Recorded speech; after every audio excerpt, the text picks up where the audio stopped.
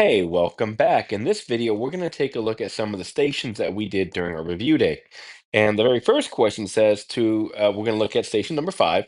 It says to approximate the sum of the series. Now, the first thing I notice about the series here is that it does alternate.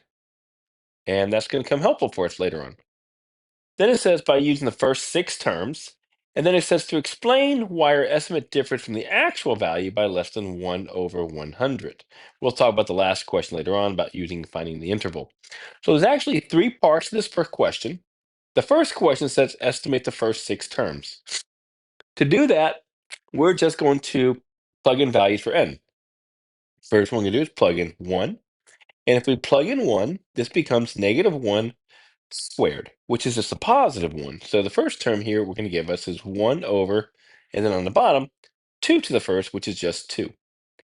And now since I notice that it is alternating, I don't have to worry about the top part, because the top part is either just going to be 1 or -1. So because my first term is positive, my next term has to be minus.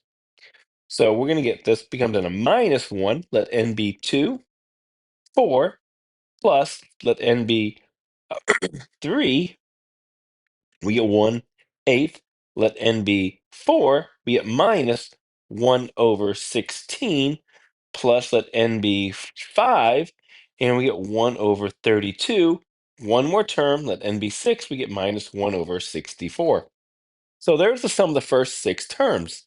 And then it says, explain why our estimate differs from the value by less than 1 over 100. Well, this is an alternating series.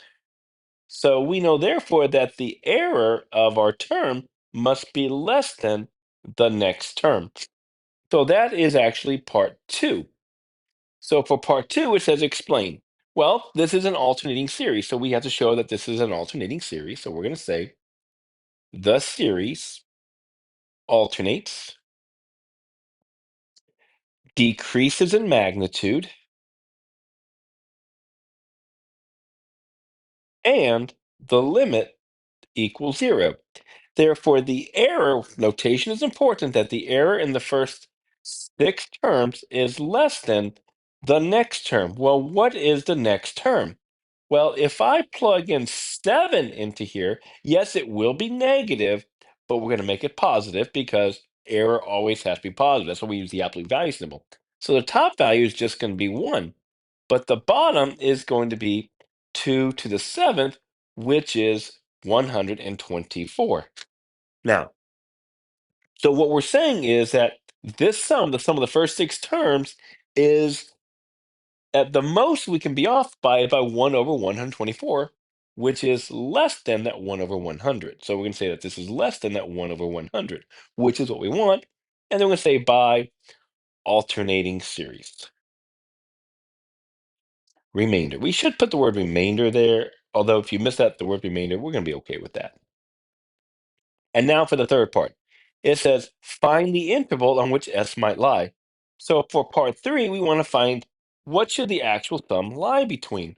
Well, there's a few ways we can ask this and answer it. One of the most common ways is we say that the sum minus the sum of the first 6 terms has to be less than 1 over 124.